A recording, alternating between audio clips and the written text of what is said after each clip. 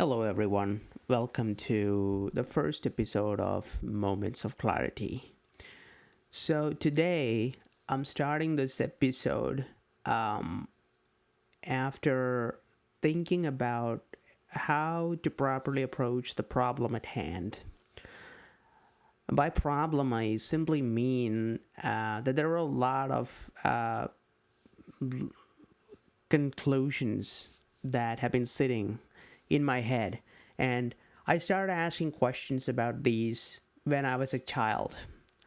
And I was able to reach some kind of a conclusion, although not closure. That is an important point that I want to be very clear about.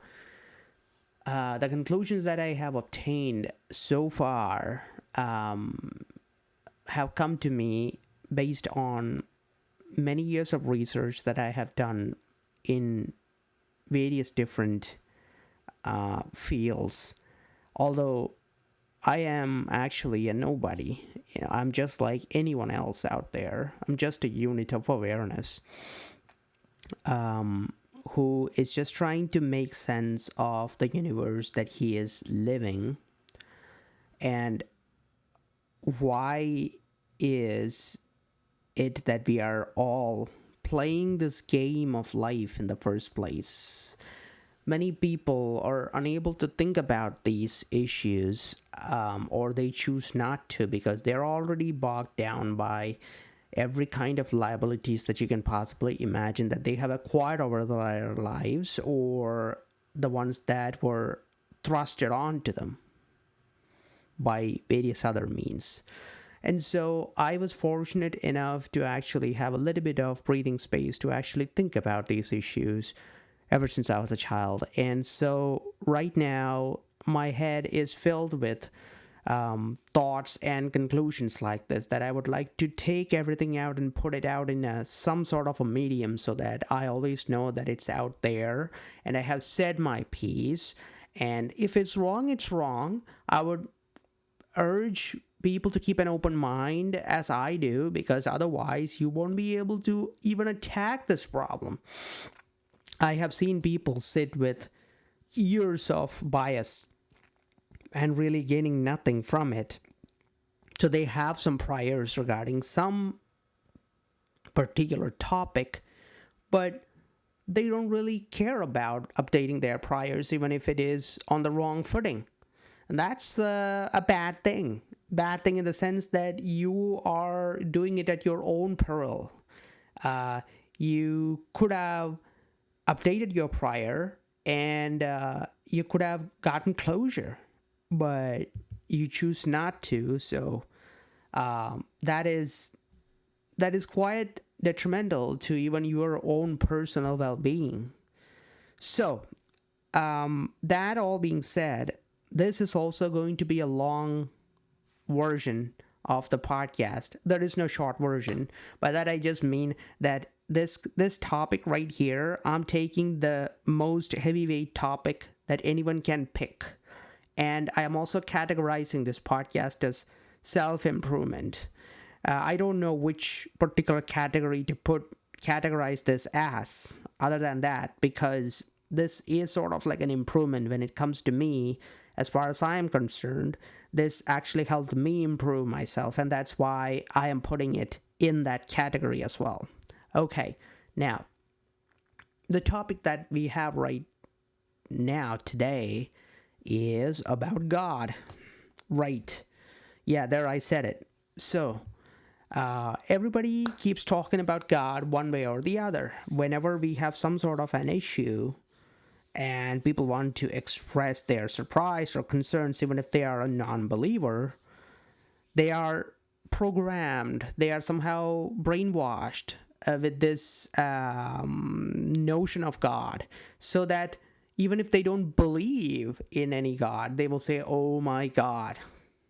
Some people go very specific to their own religion and say Jesus Christ and things like that. But in all means, for all intents and purposes, they just mean that they are surprised by whatever that they are trying to imagine in their heads. So God is very deep within us. That's a concept that no one can seem to get rid of, and there's a good enough reason for it, and we'll get into the details of that today.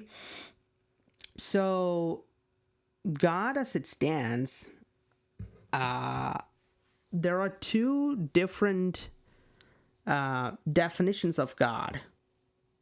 One is the ubiquitous, unanimous, ultimate God. So that serves as the baseline upon which our ancestors came up with stories that are organized religion. So, whichever religion you take, I have no picks. I don't have any preference. I leave it to the dealer's choice. You can pick whichever religion you like. Whichever one you pick, you gotta understand one thing and one thing very clearly. They are stories. These stories were spun on the groundwork that was laid by the ultimate description of God. Now, what am I talking about? So, whichever religion you take, so we can go and pick any of the Abrahamic God religions, Judaism, Christianity, or something else like Islam. In all these religions, if you see, God is portrayed as without any particular form, shape, size, or any particular quality, or anything in general that's not really specific. And it's usually portrayed as an aura. So if you look at any of the pictures that are drawn in any of the religious institutions, whether it's any of these religions that I mentioned, you will see God being an aura, okay? In some very, very specific purposes, in very specific circumstances. I have also seen gods look like some kings from medieval times, but that's just anthropomorphizing it to an extreme extent that you cannot see God as anything else other than yourself as human beings with eyes and ears and everything that looks and quacks like us.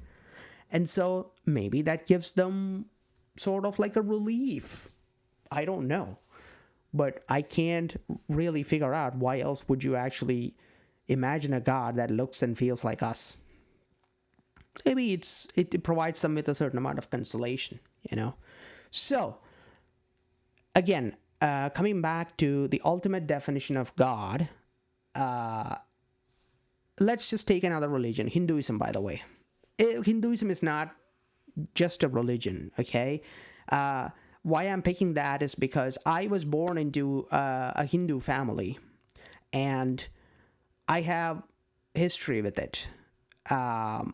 Specifically, when I was a child, my family was extremely religious, and to this day they are, and they're proud of it. It seems like it's their life's mission to be religious.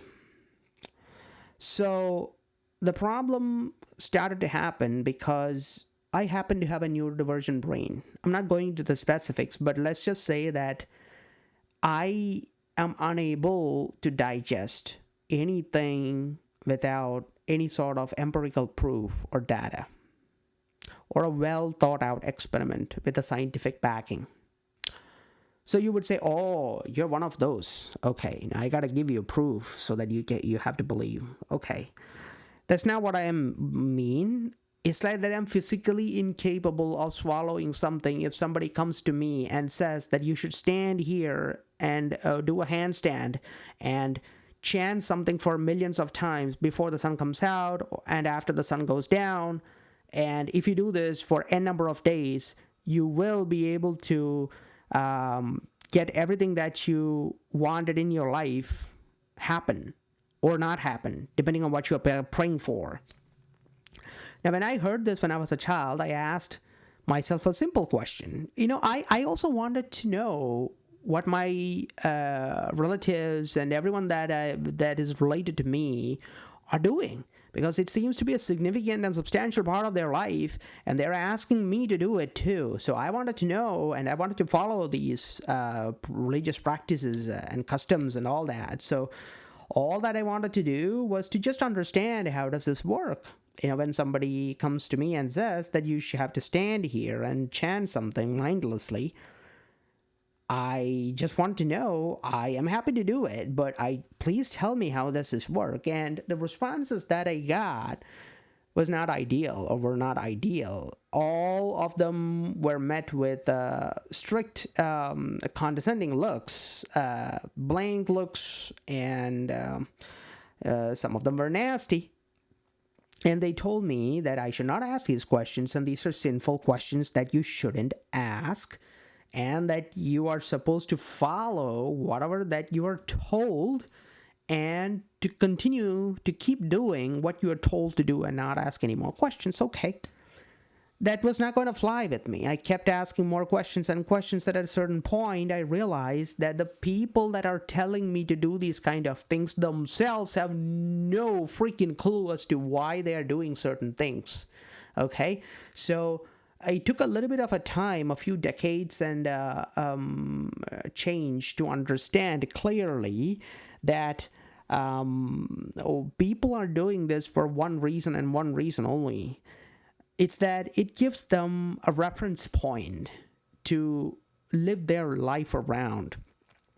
Somebody says in some scripture that you need to do this, you need to follow these rules, you need to follow these commandments, and you have to do this, you do not have to worry about this, you shouldn't do that, and so on and so forth. And so it helps a person to have a reference point around which they can tiptoe around all their life, and then say that this is what my scripture says, and I am living my life according to this, and there is nothing more to it than that.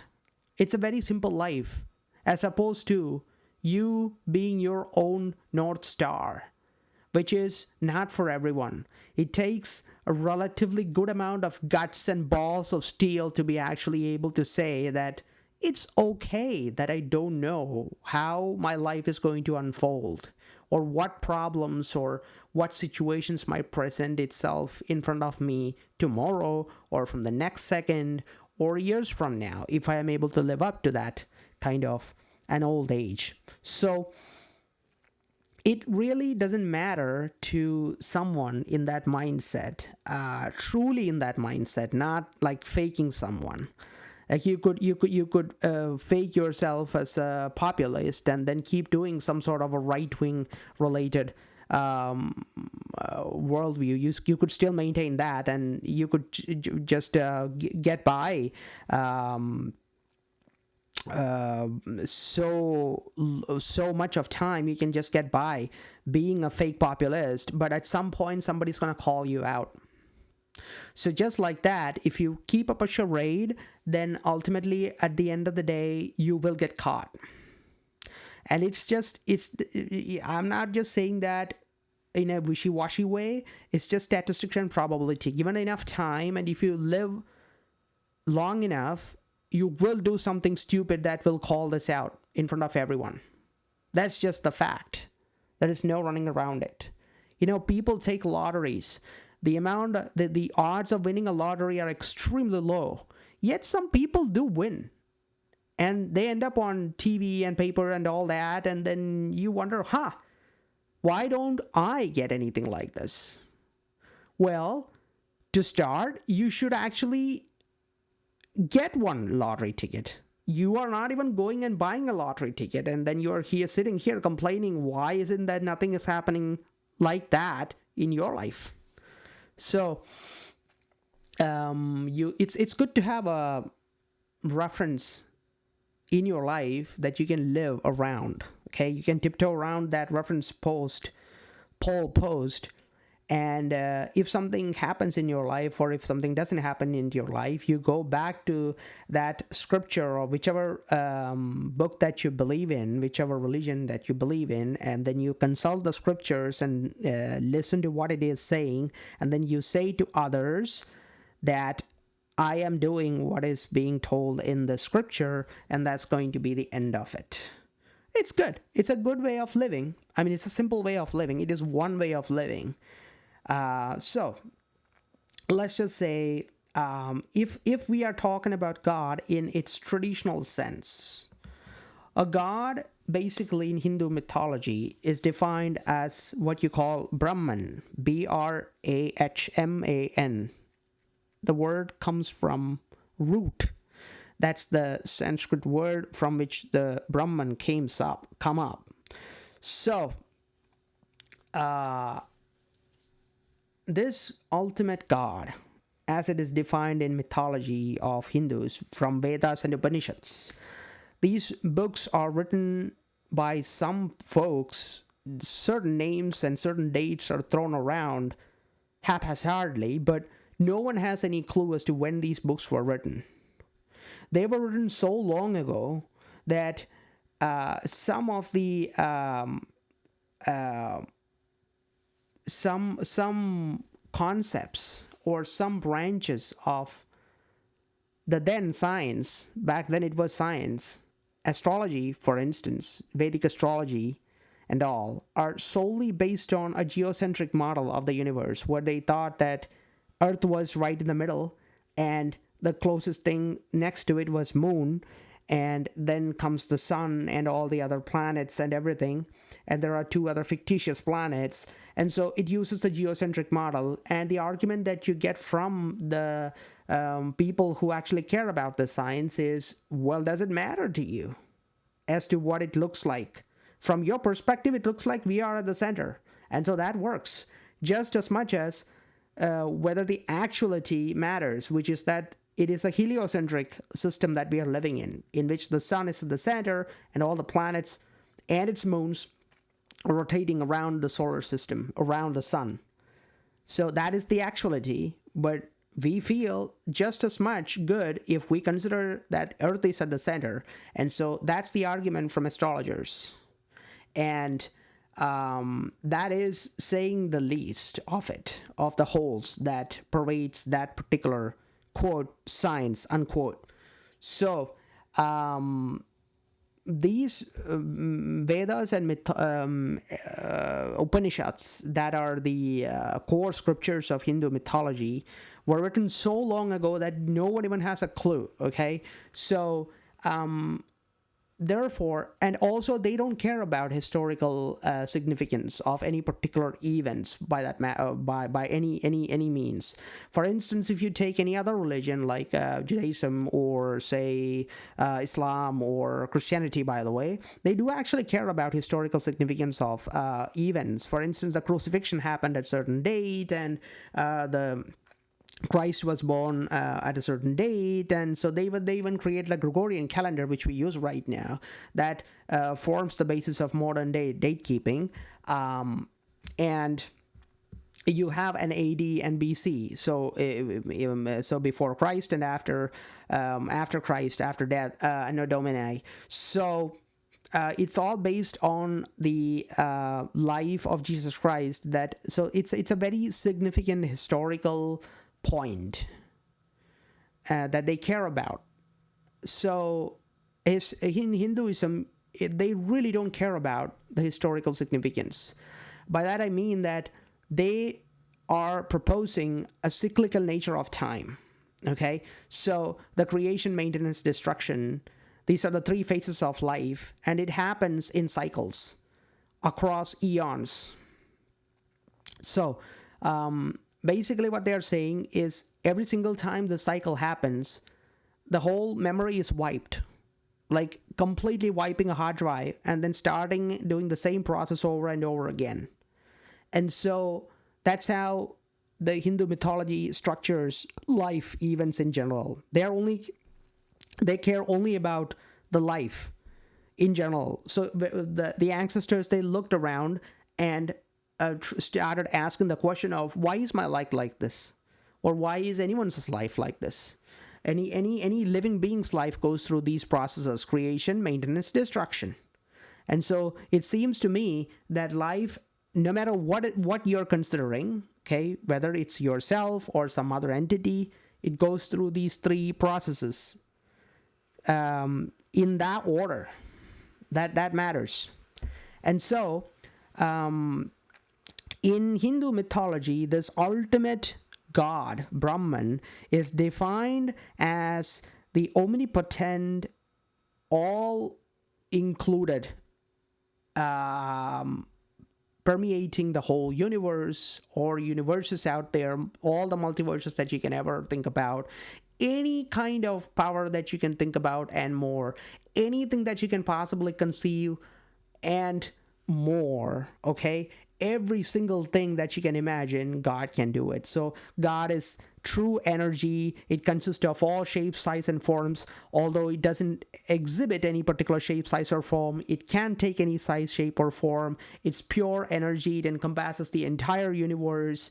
And it also says, these Vedas and Upanishads, they actually also say that it is impossible to define the characteristics and properly and justifiably explain what God is or its properties with language, because language is so limited to explain everything that God is. Now, this is actually very important. Okay, this is a quintessential factor that you have to understand when people ask questions about God, and I'm coming to it, so bear with me. And I guarantee that it will be fruitful. Okay, so its language is incapable of explaining what God is. Why do they keep saying that? Now, I asked those questions for so long, and then I thought, okay, so we must be able to answer this question. So when people ask, when believers come and ask, or when non-believers come and ask believers, what is God? Who is God? Well, who is God is actually a direct result of anthropomorphizing this problem. Okay, when I explained what the ultimate God is, the truest definition, okay? I don't want to bring any religion into this discussion. No, none.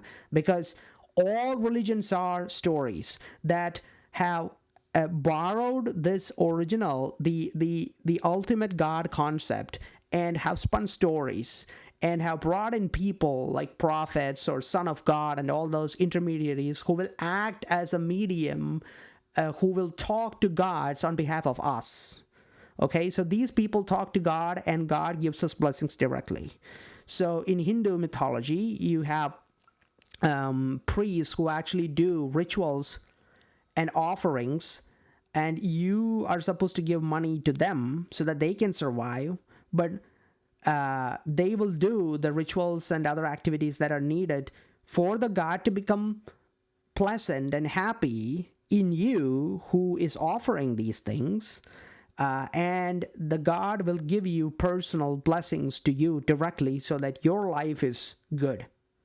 So that's how Hindu mythology is structured. And that's also the reason why you see people going to temples and they do all kinds of crazy stuff there.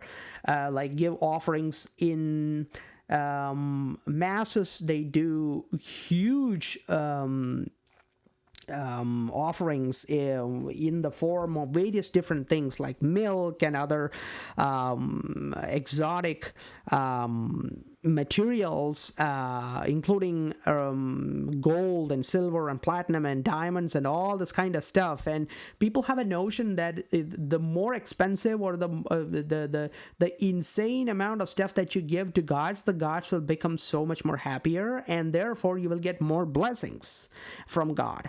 And so the amount of wealth that temples have accumulated over the course of, well, as long as Hinduism have lived is inordinate. It's insane. It's astronomical because of this reason that people come and just dump gold in front of their famous deity, who could be a stone or could be a snake or could be anything that you can imagine, basically. And they expect the gods to become happy and give them blessings, not to other people, but to them. So that being said, we have gone through the official definition of as much as you can possibly explain God with language. The ultimate God. Okay, fine. Now where do we go? So when non-believers come and ask a believer about where is God, what is God, who is God, why a God, okay, most answers that I have gotten from believers, and believe me when I say that I have heard it all, and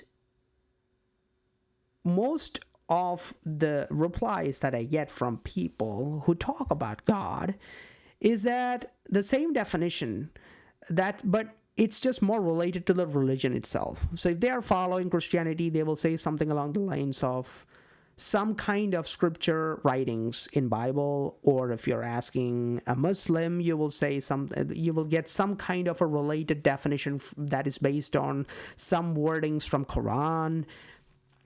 Of course, if you're asking some other religion, they will pull up their own scriptures, isn't it? Because that's the only thing that they have in their hands for making sense of this question.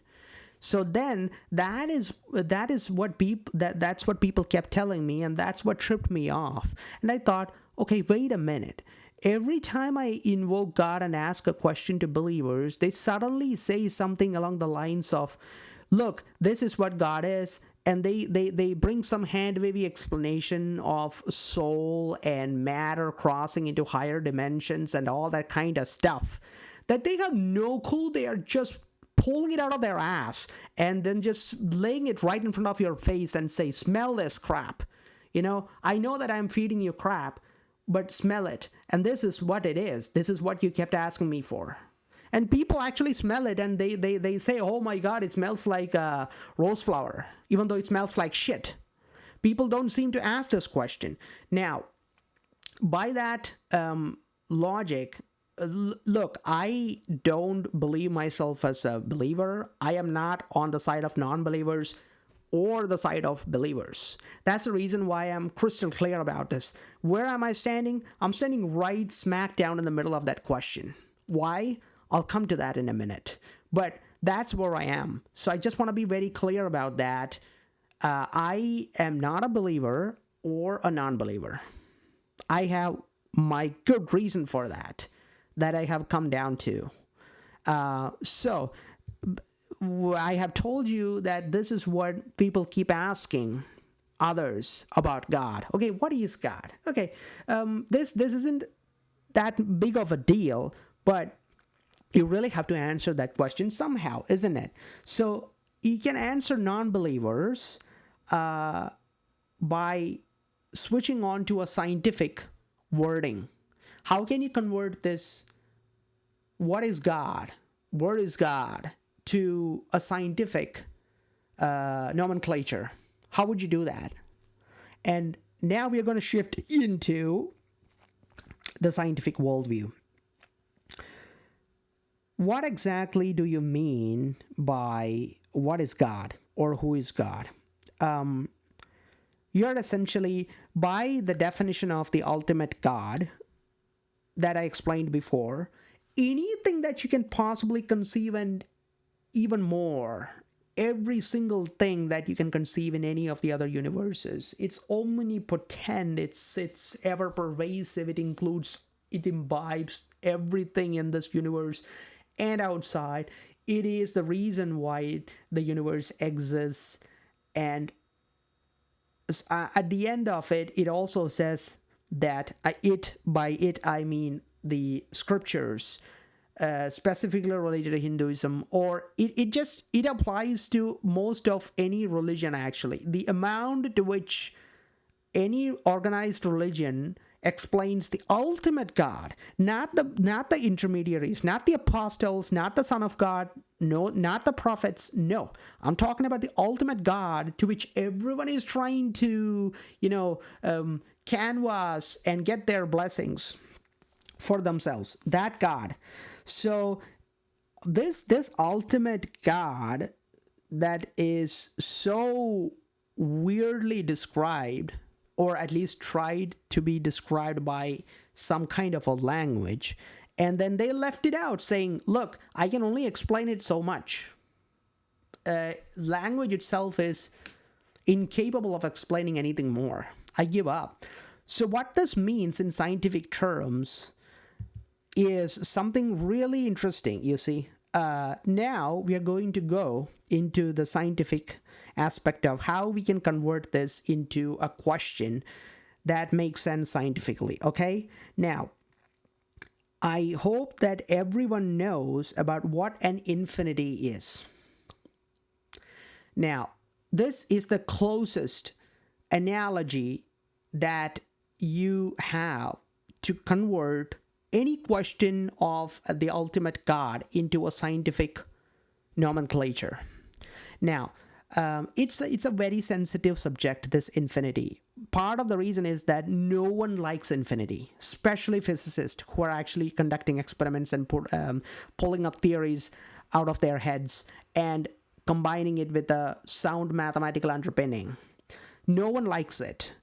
Everyone tries to explain it away instead of explaining it head on, because it's impossible with sound logic to actually approach the problem of infinity. And so, by literal definition, something is infinite, which means that it doesn't have a limit. It just goes on and on and on and on. Okay? This is the literal definition of infinity. Now, if you start getting infinities in any of the equations that you are dealing with, it is a sure sign that something is wrong with your framework, and that you should revise it. That's the only reason. Some of the relevant examples that comes up with respect to infinity comes in the form of, say, general theory of relativity paper of Einstein that was released back in 1915. That tries to explain what gravity is, and he proposed a story that it is the curvature of space-time itself that results in the pulling of stuff onwards into the energy and matter concentration that exists in space-time. So, the problem with that theory is that it starts throwing infinities when you go into places like the insides of a black hole or the beginning of the universe, that one proposed beginning of the universe, that is Big Bang.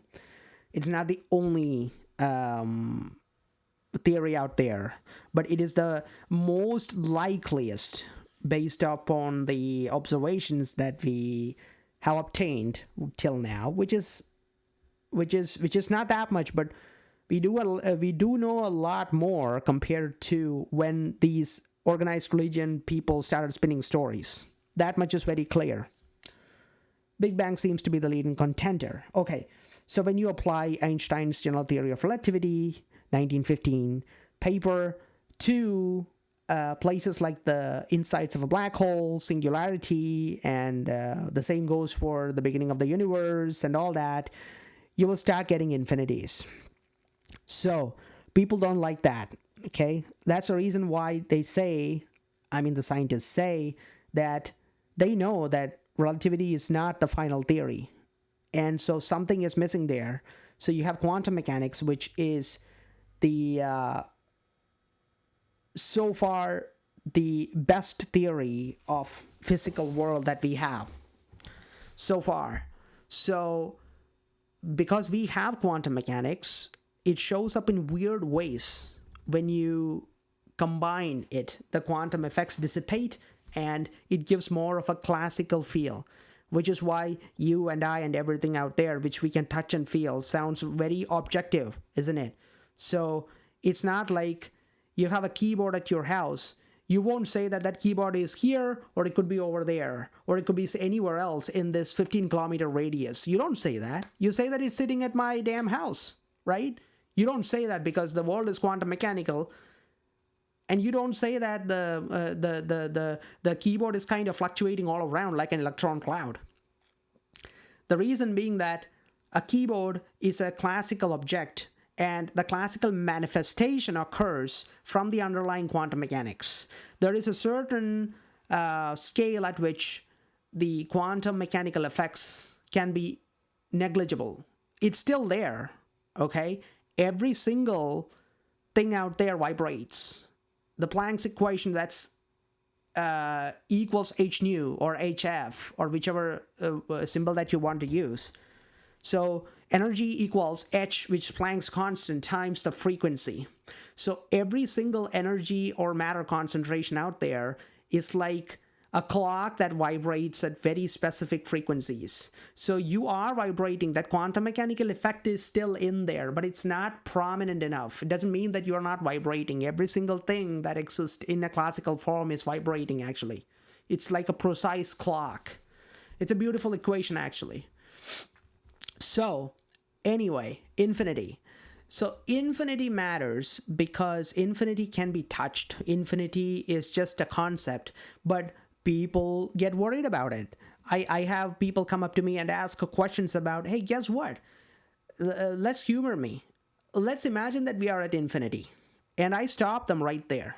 Hold on. The very definition of infinity is that it doesn't have a limit. So, brother, if you say that if you are, say, consider that you are at infinity, then you are at some place with a limit, my dear friend. So you are, by definition, not at infinity. You are at a finite place, having a limit. So you see that the problem is in the definition of the question itself, not in that concept. You're taking the concept of infinity to something it's not really purported to do. Okay, it's incapable. If you say that it's finite, let's say you consider the number line, positive number line, 1, 2, 3, 4, 5, 6 up to infinity, positive infinity. How would you approach it? You can say, this number line goes to plus infinity. If you are considering negative side, you can say, it's just going to minus infinity. It goes on and on forever. Or if you actually say, how many numbers are between 0 and 1? Well, the answer is infinity. So you see, infinity is all around. It's just that we are trying to live in denial. We actually don't focus on that infinity, actually. Everywhere you look in this universe, you will see infinity. It gives me goosebumps, actually, when I think about these kind of things. Between 0 and 1, you have an infinite amount of numbers. So you're never going to get out of 0 and 1 itself. And I'm just talking about numbers here. I'm not talking about the entire series of infinite things out there. The number of emotions that you can get, the number of shapes that you have, the number of possible multiverses, if there are. In some of the crazy theories that are floating around, it's infinite. You don't even know if the universe itself is infinite, but it doesn't look like infinite. It does seem to look like it has a specific amount of radius, which at this point it comes close to about 45 billion light years, not 13.78 billion. It has expanded outwards, so right now it's about 45, and so combinedly the diameter comes to about 90 billion light years in diameter of the universe that we seem to be in. But we cannot see anything before 13.78 billion years because they have expanded so far out that the light doesn't even stand a chance to reach us in any a reasonable time frame, because that expansion that's happening outside of the 13.78 billion years is just too much. It's even greater. It's orders of magnitude greater than the speed of light itself. So the space is expanding at a speed that's orders of magnitude greater than the speed of light itself. So light doesn't stand a chance to actually reach and get into one of our telescopes or any other instruments, let alone our eyes. So infinities are all around. Now, that being said, let's just pause there for a moment. And why did I explain about infinity right now? Because the question of God is exactly verbatim to some extent, although the two words are different. God and infinity might not sound equal, but if you dig a little bit deep, you'll quickly understand that there is literally no difference between what you're asking and infinity. And there's a reason for that. We have to approximate.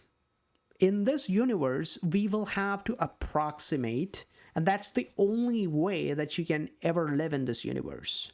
You see, there is no exact change in this universe. Just like when you have to get onto a bus, the driver will ask you to please place the exact change here.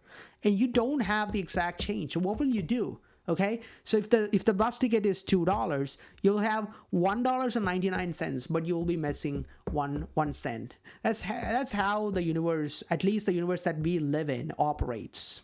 And this is all around us. You see, the one of the cleverest and cheekiest tricks used by mathematicians to approximate things just so that they can figure out how a system is changing. I'm talking about calculus. That was invented by people like Newton and Gottfried Leibniz.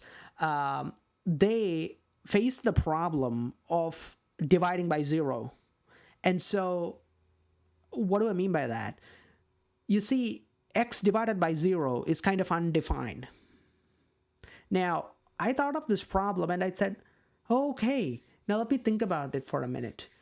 Why do you say that it is undefined? So if you take the function f of x, which or any function for say x divided by 0, and if you try to plot that on a graphing paper or something, as the limit approaches 0, say from positive side, it's going to asymptote into infinity.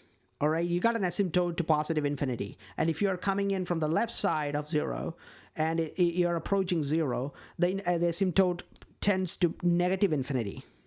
Okay, if you plot it, you will understand it very clearly. It doesn't meet with any of the axes. No, it just runs parallel to either the positive axis or the negative axis, and it tends to go straight parallel into infinity. That's it. It never touches anywhere. Okay, so it's the reason why you say that it's undefined. It's not possible to divide anything by nothing. 0 literally means nothing. You don't have anything to divide, so you don't even do the operation. And so what does it mean when you actually say x divided by 0?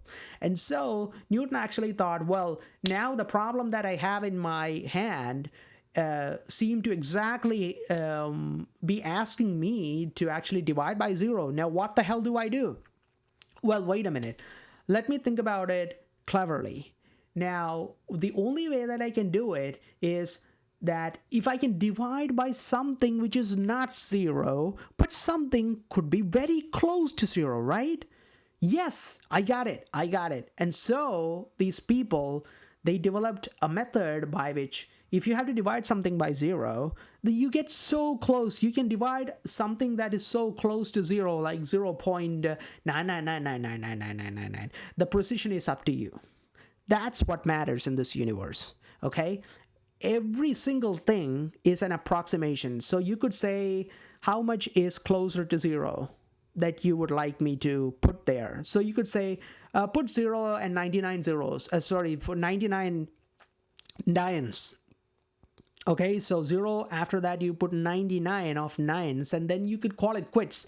This is as close to 0 as we need to. This is enough precision. So you put that in there and substitute that 0 with that insanely small number. It suddenly becomes doable. X divided by that small increment change is all I need to actually work around the problem of dividing by 0.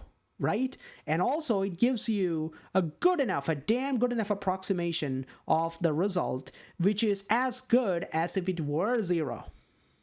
This is calculus, my dear friends. And so every single thing that you do, even the AI large language models that we use these days to actually make them learn and create a model in their heads and to make us do various different kinds of things automatically, they are the backpropagation algorithms and everything are based on calculus. Basically, the assignment of weights of these neural networks are based on calculus, and these are approximations that are really good for our intents and purposes. Okay, so that's the reason why the world works.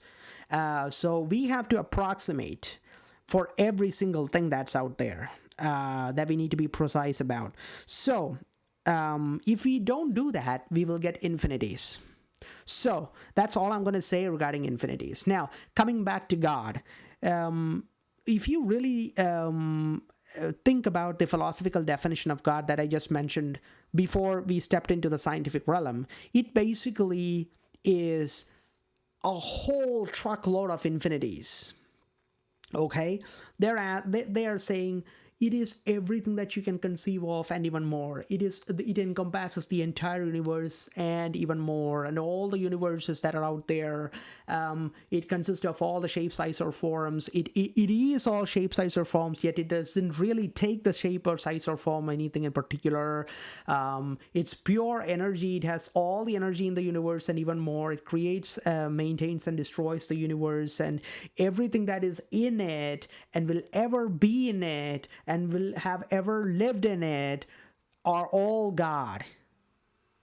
If you think about this, really think about this and try to convert this into what I just told you in the scientific realm, you're actually asking to put all these infinite number of infinite things and then just take that and put that in a mother lode class of infinity that itself is infinite. All right, so you put all the infinities that you can ever think about and put it in a mother lode class of another infinity that itself is infinite. And then you're asking me to properly and comprehensively, without a doubt, define what this class is.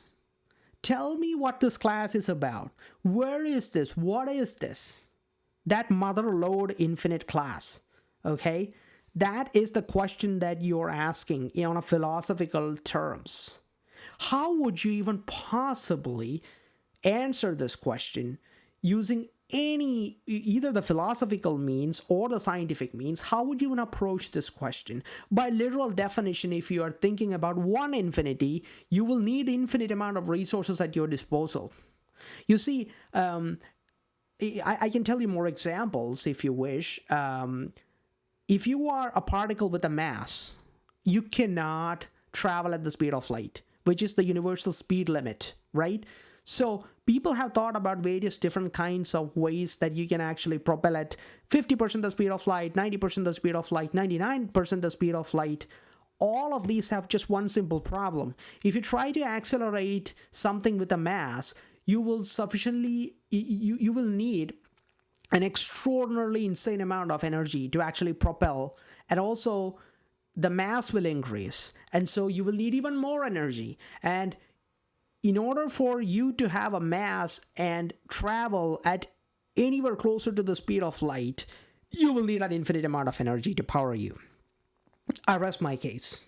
Okay, so infinity is not going anywhere. It's everywhere because of the intrinsic random nature of our universe, because of the underlying quantum mechanics that are at play here.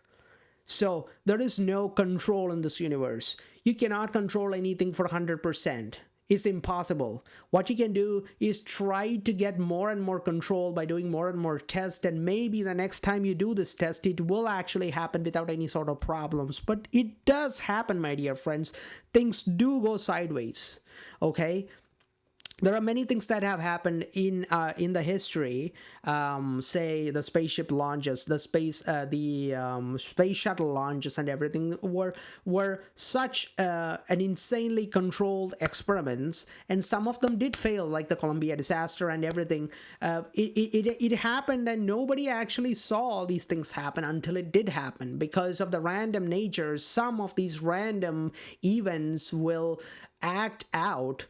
And you will get surprises, and there is no other way around it. You do not have a foolproof process. It's impossible to get that in this universe. It's impossible to get that because of infinities, and we are surrounded by infinities, my dear friend. So we have come to the end of this conversation, by the way. I just want to conclude that when you go and ask someone to define God in its traditional sense, I am not talking about, hey, explain what Christ is or who Christ is. I'm not talking about all that. I'm talking about the literal definition of the ultimate God that serves as the backbone for all these organized religion stories. Okay, no matter which religion it is. when you go and ask someone, when I asked this question as a child, I asked my relatives and all as to how does this work? Who are we praying to? I only see a stone over here, and you have put so many garlands and stuff like that on top of it, and I'm standing here, you're standing here and praying. I would like to pray with you, but I just don't know how this works. Please explain it to me. And that is a sinful question, apparently. You shouldn't do that, because they tried to do that and they didn't get an answer. So, but they kept doing it because they thought that there is something in it. And so they kept doing it. And that became their life. Some of the people, they actually live life as literal characters in the stories that people have told us. And that's even more sad, but people do it. Billions of people actually do it, right? So, this is where I leave you. When you go and ask someone about what God is, or who God is, or to show me God, just know this. You're asking a question about so many infinities that we have no clue how to deal with. Even in the scientific enterprise, people try to explain infinities away, not try to add more infinities. And by asking questions about the ultimate God and where to find it, who it is, and all that, you're simply asking a human being just like you, no matter how many PhDs that this person has, he or she or they are masters in explaining the infinities away, my dear friend, not including them, because including them is a surefire way to pull all their hairs out one by one. So if you ask a question about this kind of infinities to a non-believer who always puts in or comes up with the stories of theories that people have come up with. I know some militant atheists who I talk to, and they always bring up, I don't believe that there is a God. I absolutely don't believe that there is a God. And that they bring up so many stories about the beginning of the universe and all this kind of stuff. But the problem is, whatever they say to me, I can affix God before the first thing that they explain to me. So they say, there is a theory called inflationary cosmology that was proposed by Alan Guth. He's a professor, and a cosmologist. So around 1980s, he proposed this theory that earlier on, during the time of grand unified theory, so there were a time when all the forces in the universe were combined into one single force. You couldn't distinguish it from, all the other electromagnetism or, weak force, strong force, anything like that. All of them were combined into one single force. And at that time, there was a field that he proposes. He hypothesizes a field called inflaton field that used to be there, and how certain virtual particles moved from a state of higher potential to a lower potential, and thereby creating these sort of bubble nucleations that led to the creation of this universe and many other universes out there. Okay, that could be happening as of now. But that's all that is, my dear friend. It could explain so many problems that we see and perceive through our experiments that already exist. But still, it leaves gaping holes to other questions. Like if he says that the inflaton field used to exist, how can you prove inflaton field? Who put it there? You could ask these kind of questions. They all point to another infinite class. Okay? Each of these questions is pointing to an infinity. So, that's not how you do science. You do bits and pieces. You try to explain bit by bit, and you gradually find answers to the questions that matter to you bit by bit. If you take everything together, we would have never found out anything about the universe at all. Because if you just look at that, everything looks infinite. Where will I approach this question? How will I approach this question? I don't know. So if you have to approach this question, you have to break it down bit by bit and approach this one at a time. So the problem here is the literal definition of the question itself. Where is God is actually asking something to a human being who do not have the power to answer what and how to deal with one infinity itself. I'm not talking about explaining it away. like you do in your equations. I'm talking about actually dealing with infinity without actually saying you can't deal with it. You have to explain it away. Something is wrong here. So the problem is that it's not about asking questions about God as a problem, but it's a big problem that you cannot answer if you answer the question just like that. Just like in scientific community, if I ask the question of, explain to me the mother lode class of infinity that contains an infinite amount of infinite classes.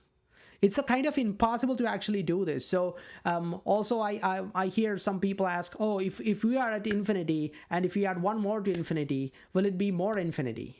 That's kind of stupid question, because you cannot be at infinity. If you are at infinity, you are not at infinity. You are at a finite place with a limit. And you can add or subtract whatever you want from it, my dear friend, but you are not at infinity. The literal definition of infinity is that it is not finite. That's it. It goes on forever.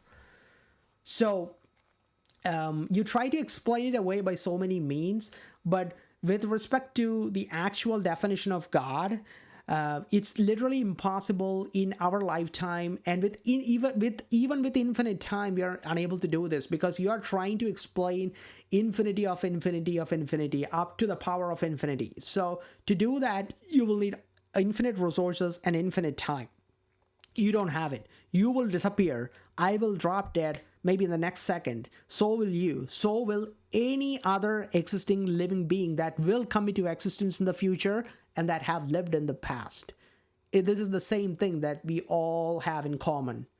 You come into existence and you disappear, like a coffee stain in an instant coffee that you're trying to stir up, and you see small grains that are not yet completely dissolved, but they will in time. That's all we are, coffee grains in an instant coffee mug that's just waiting to dissolve away. So with our finite lifetime, it's impossible. It's damn near impossible. The odds of having an entity like that is a non-zero number. I also have to mention that, actually, because we are talking statistics and probability. Given enough time and given enough resources, some hypothetical being might be able to see this entity. That's what I said. I don't know what that is, but because we are speaking statistics and probability, there's a non-zero number that such a kind of entity might exist out there inside us, or maybe it is us. Okay, so we don't know this. We don't know. But the chance is a non-zero number. But just like I said, that's only because there is no exact 0 and exact 100 anywhere. There is no exact change here in this universe.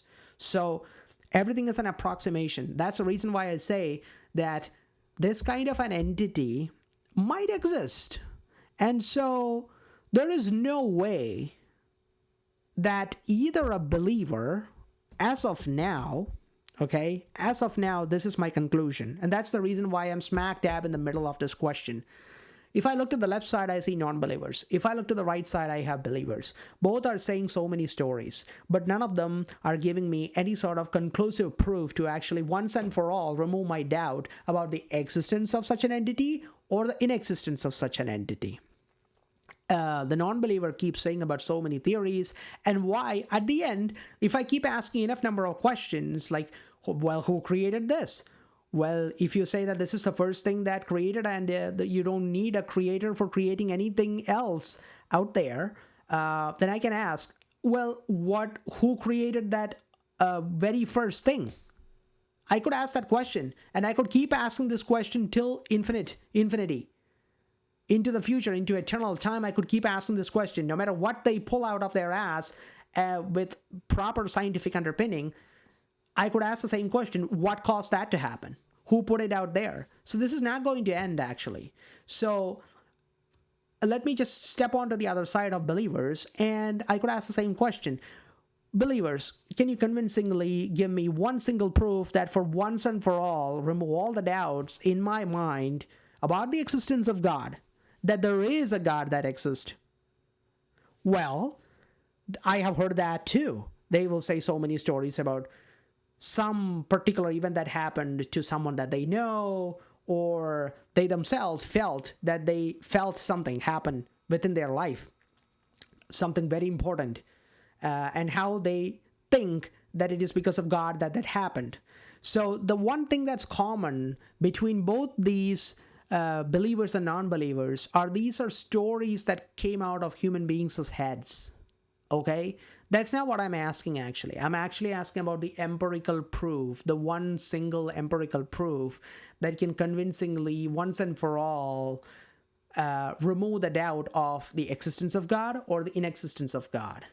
But the problem here, my dear friends, is not about the concept itself. It's about the way you ask the question.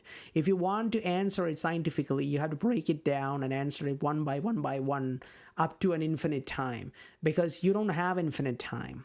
You are not a photon which doesn't have a mass and therefore don't experience time. You are some energy and matter concentration that experience time, and that is an advantage as well as disadvantage. Disadvantage in the sense that you will need an infinite amount of time to explain something that's infinite. And so unless either the believers or the non-believers are able to come up with something worth a little grain of salt, worth a grain of substance, I'm going to stay right smack down in the middle and hope for some sort of evidence to come forth. But that is just a hopeful position. I could keep waiting here till eternity, because that's how much time and resources I will need to even assimilate that information completely, so that at the end I will be convincingly proved that that is God. But you see, I'm sitting here explaining to you that I need infinite amount of time and infinite amount of brain power to actually assimilate the entire concept of the ultimate God and be once and for all be over the doubt of its existence or inexistence. So the literal framing of the question needs to be changed, instead of asking where is God, how is God, and all that. So with that, I'm not going to tell you which side you are going to take, but I hope that with this particular explanation, at least, it is possible for people to kind of get a grip on understanding this question and realize that you cannot swallow this question. It's such a magnanimous, and the gravitas of this question is beyond anything that a language can explain. When I actually realize what this question is about, the best way that I can explain it to you is I get the feeling that I am standing in front of the Niagara Falls with all the mist in my face, or I'm standing at the cliff of Grand Canyon and seeing that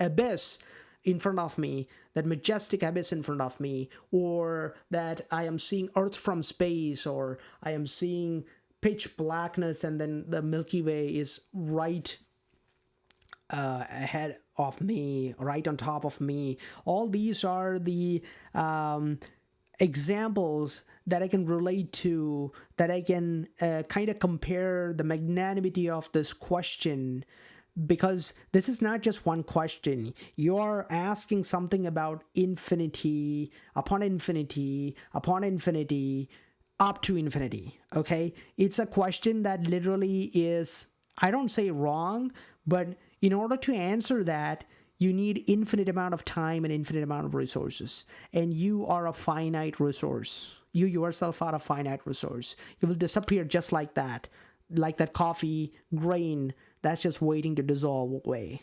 So in this world right now, as of 2025, July 28th, that I'm recording this, the world is in a very sensitive and highly disinformed way, where people are using various sort of religions in the name of God to actually push their own propaganda campaigns to people who are just simply living to lead a normal life. And people are being killed. Babies are being killed in the name of God. And entitlement, and simply because some people are rich and money talks, and money is what seems to drive the world. As of now, the only real God that I see that's ruling the world is the virtual concept of money that simply exists within our own heads and nowhere else. That is the sad reality of the world right now. And I just wanted to put this out there for anyone who is looking to get any sort of grip regarding the question of God. And I hope that this helps. And certainly I am feeling much more lighter because these things have been sitting inside my head for way too long. And although I have been able to explain it to some of my dearest friends, you need a clear mind and ability to keep an open mind to really hear and process the information that I have given it to you. Even though this is something to do with infinities, you don't need an infinite mind to kind of grasp the general idea behind the problem of asking questions about God itself. And so I hope that this has helped, and perhaps I will see you later.